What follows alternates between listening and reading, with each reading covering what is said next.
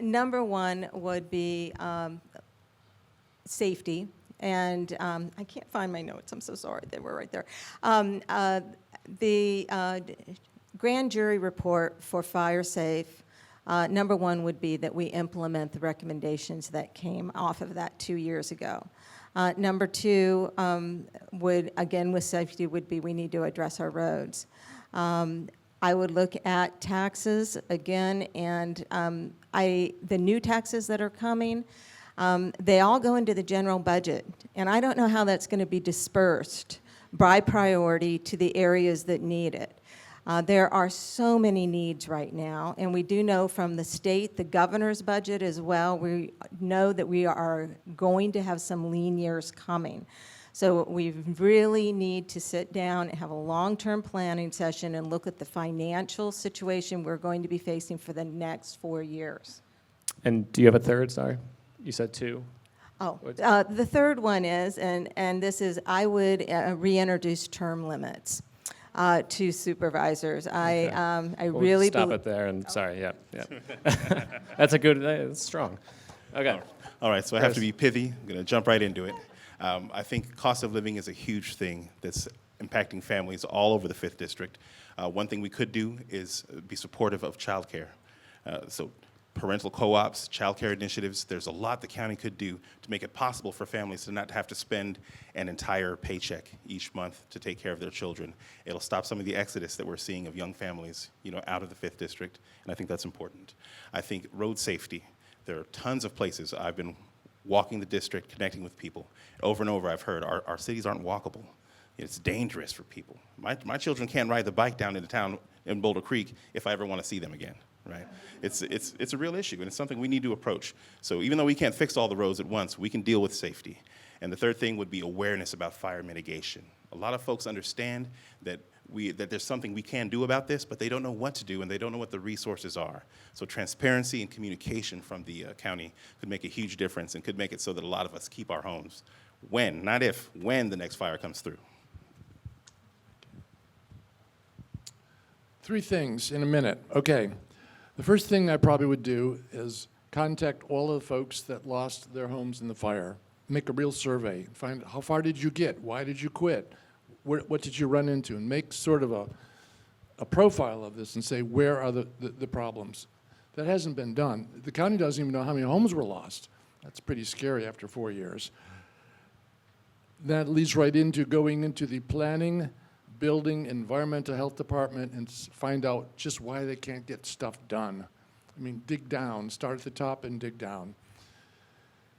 The other thing that I'm really concerned about is this LAMP program, and I wrote something about this in the Scotts Valley Times a year ago, but basically it's the county's hope that all homes, all new conditioned space or all existing homes have an enhanced septic system, which costs now between $100,000 to $150,000. That's scary stuff, and that's something they're pushing. It's a mandate from the state. I say forget that mandate. Thank you. All right, Monica. Thank you. The first one, I'm going to go back to the planning department. Like I said, the gates have been closed for too long, and we need to open those gates, not just for recovery, but also for building multifamily housing, for building ADUs. And so I want to implement the third-party plan check. I want to implement the no wait list for submitting permits. I want to make sure that we're fully staffed and fully funded. Number 2 is water. It's extremely expensive and difficult to provide water in the mountains. However, water is a human right, and we have people who've been left behind. We need our county to intervene and provide special assistance to the SLV Water District so that way they can get their footing under themselves and help with the Big Basin Water Company challenges. We need support. We experienced a huge amount of damage in the CZU fires. And the third, I can't possibly become one of the first women on the Board of Supervisors in 12 years without talking about women's reproductive health. Women's rights are under attack across the country, and we need a woman's voice up there who makes sure that our community is a safe haven for women's reproductive health and that we have inclusion and access for all services for women and reproductive health locally and throughout our country, honestly. Thank you. Okay, great, thanks. We're going to move to some audience questions. I want to get through a bunch of these, or as many as we can. So If you guys don't mind, maybe 30-second answers on these, okay? Yep, thanks. Okay, Ruby, you got that? 30 seconds, thanks. Okay, so this one's from the audience. What would you do to contain the high cost of utilities, water rates, PG&E, and garbage? We are being priced out of our homes. And we'll start with Chris, and wherever the microphone is. All right. This is difficult because this isn't something that's necessarily achievable at the county level, right? We can't set the rates for utilities. We can't make that less expensive. But what we can do is make efforts to reduce the cost of living in other areas where we do have control, right? Where there are fees that we're charging that are negatively impacting people. So if we're paying attention and we're getting the data and we see that these fees are increasing elsewhere, we can make proactive moves to make it so folks are still able to tread water, and survive.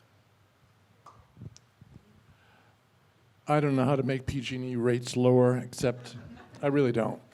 But I know how to save money on garbage. As a matter of fact, we have our garbage. I actually get paid to do my garbage, and here's how I do it. So we have 6 large cans at the house, and I separate the organic stuff and I put it in the garden, and the other stuff is piled here. And it takes me about 6 months, because it's just the 2 of us, to fill up those cans, and I take them to the transfer station along with my recyclables. It costs me $25 to dump my trash, and I get about $40 from my recyclables. So that's how I do it. I wouldn't advise others to do it, but that's how it works for me. Okay, great. Monica. So through my work at Encompass Community Services, I see the impact of the cost of living. And we have many people in our community who can barely make ends meet. So these bills, it's serious. We need to ensure that we're investing in our infrastructure without doing it on the backs of our low-income community members. We have a water rate adjustment coming up where there's a low-income program. So we're not doing it on the backs of people who are low-income. We're actually going to charge more for the higher utilizers, the big organizations who are using water. We also need to hold PG&E accountable, right? They're charging us more, but we're not getting better service. We're not getting better connectivity. They're not doing anything to prevent wildfire, right? And so as a county, we need to be holding them accountable so then the dollar that we do spend does improve the conditions of our community. Thank you. Thanks. Bring it down to Teresa. One mic. Okay. Yep. I would immediately ask that we convene a public meeting and provide a citizens oversight committee, and that we do a scorecard. I don't like the word provider. I like the word that I learned working in the Silicon Valley, supplier. And we work with our suppliers. We come up with a plan to evaluate them at the end of a certain period of time. And that scorecard means something. And then when you negotiate with them, even if it's at the state level, what you do is you ask for concessions. You ask them, you want backup generators at every public agency that needs them during a disaster. They've done this in San Diego County. So we Okay. need to. Thanks. No, you're good. I just want to get through as many questions as possible. You can pass that down to Tom, please. Okay, so Tom, what policies are you considering to address the community childcare shortage? I have no idea. All my kids are growing up, and I have 19 grandkids. I honestly I could make up something. I think we should raise a lot of money and help them out, but I have no idea. So Okay. who's next? Yep, Monica. At Encompass, for the last decade, I've administered Head Start and Early Head Start across the county. So I provide 0 to 5 education and support families countywide. And we have a challenge. Our wages aren't keeping up to keep our staff. And we also don't have a lot of training programs for people who want to go into early childhood education. So I would work with Cabrillo, the president was here earlier, to increase workforce development programs for people who want to go into childcare. And I'd help make sure that our childcare programs are fully funded because it's a critical part of economic development. It's going to help our families to survive and thrive if they have childcare. Thank you. This is great, tight 30 right there. All right, Teresa.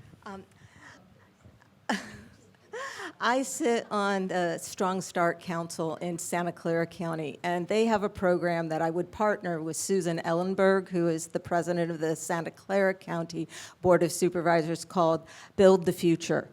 It is nonprofit and it is private. So what you do is you go to Google, you go to Genentech, you go to the major companies here that are busing our professionals from Scotts Valley into the Silicon Valley, and you ask them to partner with you to make childcare affordable, and it's working there. So bringing a multi-county approach to this problem, I think, would be a fantastic idea. Thank you, Chris. I think we need to look at community-based solutions as much as possible for things like this.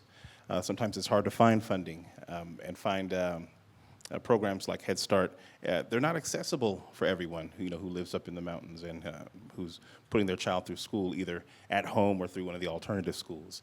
So I think parental co-ops, childcare co-ops are a great choice. We get parents involved, greatly reduce the cost because people are using their time instead of money, to pay for the childcare.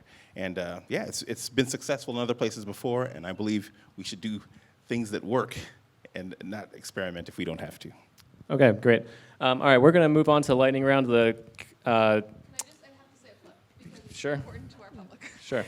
So at the SLV campus, there's a Ludlow Head Start Center that currently has vacancy. So if you have a child, 0 to 5, who needs childcare right now, please reach out to Encompass Community Services. I'd love to help connect you to that service. Thank you. That's a great plug. Okay, so the questions we didn't get to, me and the rest of the reporting team will get to them in our reporting. We're going to do a little lightning round just to kind of ease the clear tension on stage. I don't know, you guys have been great. There's no tension at all. Yeah, it's been a love fest up here. All right. Okay, so for the lightning round, I'm actually going to relinquish the mic, and Teresa and Chris can share mic, and then you two down there can share mic. Okay, Tom and Monica. All right. Okay, so these are just really quick answers. Favorite fresh produce, Teresa? Mango. Microgreens. Strawberries. I was going to say strawberries. All right, blueberries. I should have taken it. All right. Okay, all right.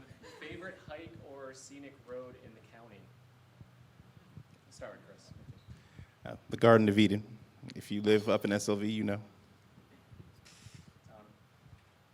You took my place.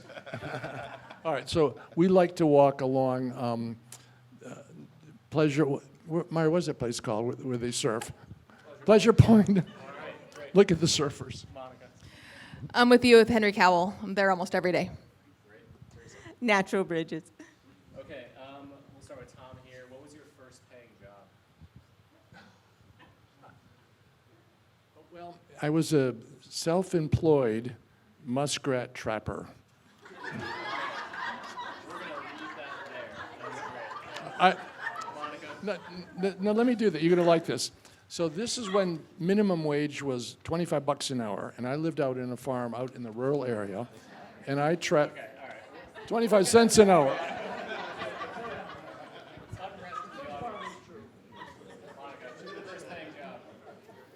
I was involved in Future Farmers of America, and I raised market lambs in high school. Teresa, first paying job? Oh, paper boy. Paper person. I was a cook at Pizza Hut, a chef, if you will. A chef, that's right. And last question, what time do you wake up in the morning? Teresa, sorry. 6:30. About 5:30 and go to sleep about 1:30. Tom?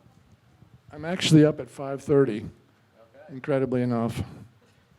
I've got 2 school-age kids. We're up at 6:30. Okay, great. All right, let's give the candidates a round of applause.